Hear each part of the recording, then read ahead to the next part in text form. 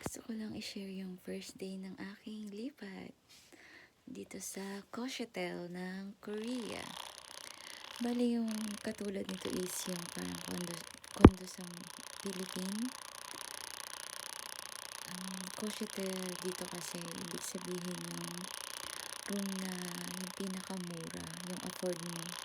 Lalo na pag bago ka lang, wala kang pera. Pero ang kagandahan naman din dito sa room na to is kasama ng electric, yung heater, yung lahat. Ayan, share ko lang ito yung bed. Pasensya nyo na yung cellphone ko, nangingilig, sira na kasi. Yan.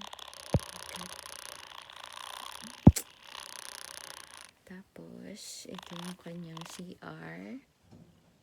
Yan, this is my restroom. Pasensya nyo ng aking phone.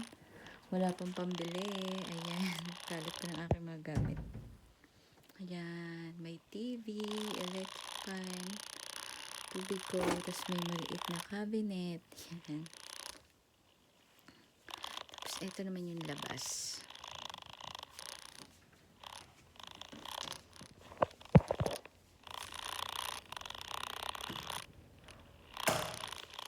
Ayan.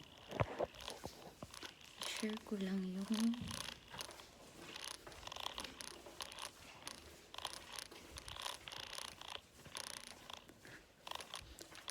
$390 siya a month.